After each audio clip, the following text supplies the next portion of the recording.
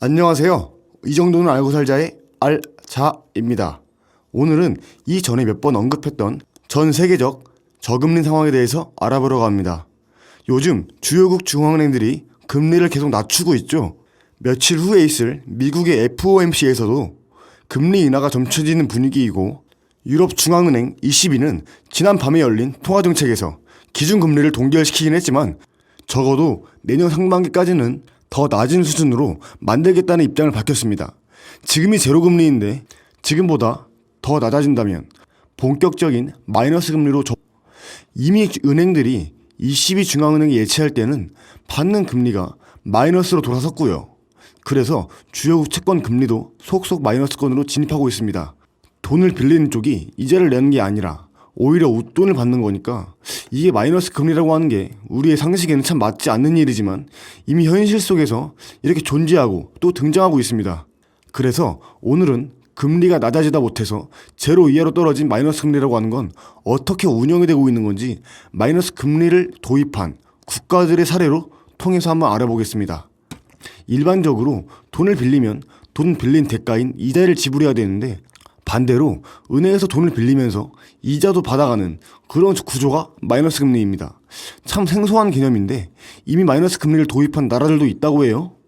마이너스 금리라고 하는 게 어떻게 구조화되고 있고 어떻게 운영되고 있는지 이 영상에서 한번 알아보겠습니다. 유럽 중앙은행이 현재 기준금리가 제로인데 앞으로 마이너스 금리까지 바꾸겠다는 이야기를 해서 이게 마이너스 금리가 되면 도대체 어떻게 되는 건가? 그게 좀 궁금하지 않으신가요? 알아보시죠. 유럽은 ECB라고 하는 중앙은행이 기준금리를 정하면 유럽의 모든 나라가 다 그 기준금리를 적용받는 걸까요?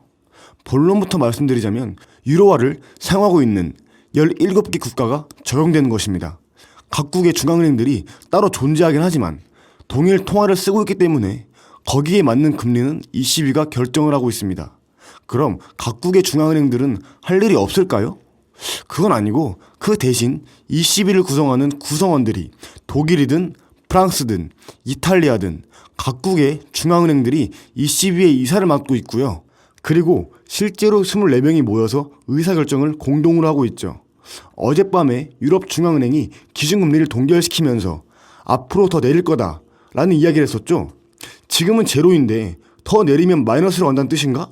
이제 그렇게 생각했는데 기준금리가 마이너스로 내려가면 이게 예를 들면 소비자들이 은행에 예금할 때도 예금하고 나서 오히려 보관료를 은행에 드리고, 반대로 대출받는 소비자는 은행에서 돈도 빌리고 이자도 매달 은행으로부터 거꾸로 받고 그렇게 된다는 뜻일까요? 정말 그렇게 된다고 하면 모두 대출을 받아가지고 돈을 벌려고 할 텐데요. 현실에서는 예금금리와 대출금리는 아직까지 마이너스 적용을 받고 있지 않습니다. 물론 예금 대출금리의 기준이 되는 금리가 중앙은행이 정하는 기준금리일 텐데요.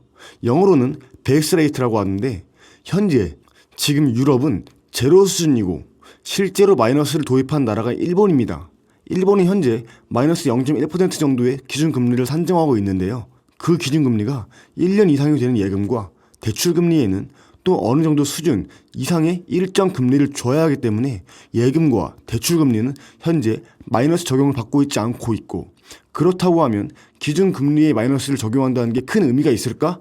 라고들 하시는데, 이 기준금리를 반영해서 또 움직이는 은행 간 거래가 있거든요. 개인들이 예금을 하고 대출받는 것 말고 일반 은행이 중앙은행인 방금 얘기했던 ECB도 그렇고요.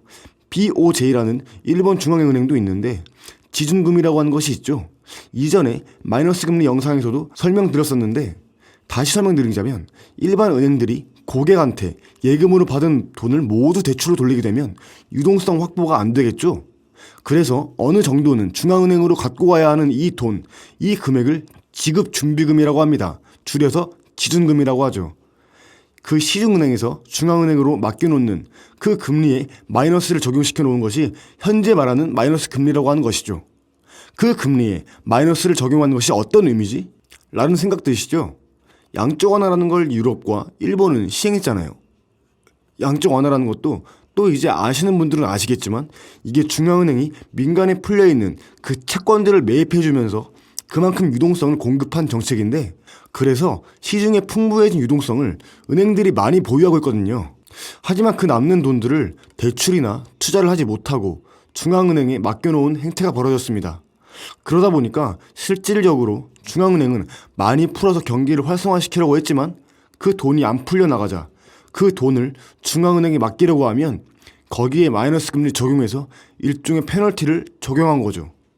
우리가 준 돈을 다시 우리한테 맡기지 말고 그 돈으로 대출을 하거나 아니면 다른 투자를 내고 경기를 좀 활성화하는데 좀 써라 이거죠.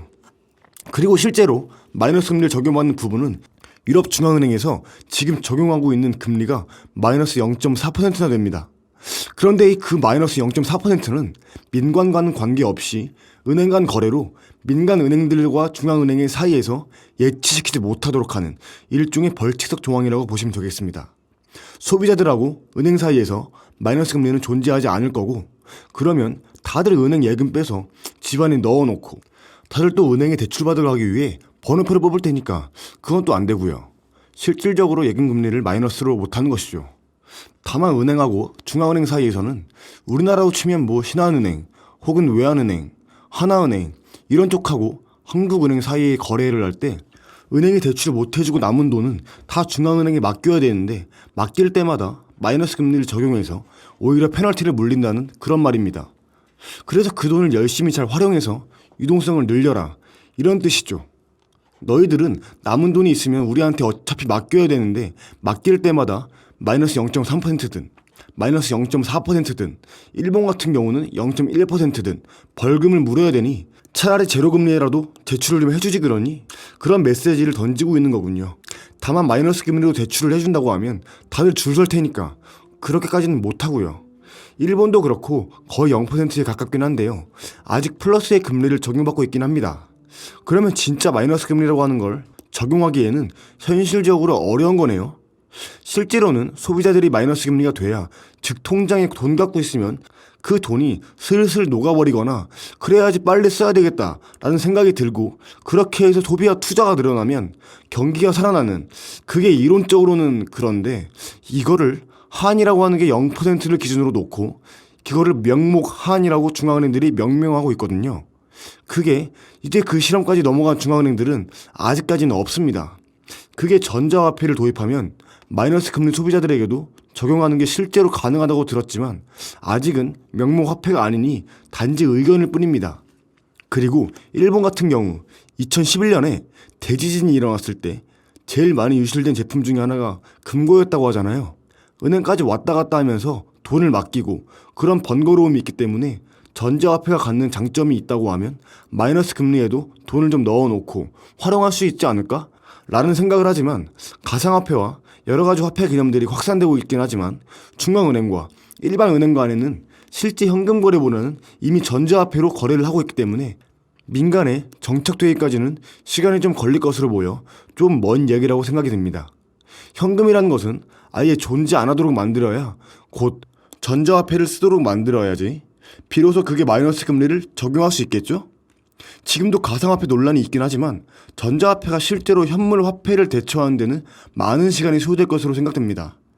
유럽과 일본은 그렇게 마이너스 기준금리를 만들어 놓으니까 안 그래도 예전보다는 경기가 좀 살아난 것 같고 효과가 있더라 이렇게 스스로 판단하고 있을까요? 마이너스 기준금리는 일단은 극단적인 정책까지 간 것이었는데 이렇게까지 마이너스까지 도입할 수 있는 부분은 사실 유럽과 일본이 엔화와 유로라고 하는 기축 통화에 가까운 달러에 준하는 통화를 보유하고 있었기 때문에 통화 가치 안정성을 담보로 해서 금리를 그렇게 낮출 수 있었던 것이죠. 그래서 유럽은 이제 마이너스 금리, 그에 준하는 양적 완화 같은 정책을 하면서 상당 기간, 작년까지만 해도 경기 활성화를 끌어왔는데 작년, 재작년 미국이 금리 인상을 하면서 유럽이나 일본도 통화정책 완화에 대해서 조금 기조를 바꿨다가 올해 들어와서 다시 경제가 상당히 안 좋아졌죠. 특히 유럽은 자동차 생산 쪽에도 문제가 많았죠. 그런 쪽에서 역풍을 맞고 나서 최근에 통화정책 기조를 바꾼 것이죠. 또 미국도 역시나 최근까지 경제가 제일 잘 나왔다고는 하지만 예방적 인하 가능성을 통해서 추가적인 경기 안정을 도모하고 있는 상황이기 때문에 이 통화정책 완화로 인해서 주식시장이나 유럽은 올해 성장 전망을 크게 깎았음에도 불구하고 독일 같은 나라는 원래 1.8%의 성장할 거라는 걸 1%의 성장이라 할까? 걱정을 하고 있는 와중에 주식시장은 무려 20%나 올랐습니다.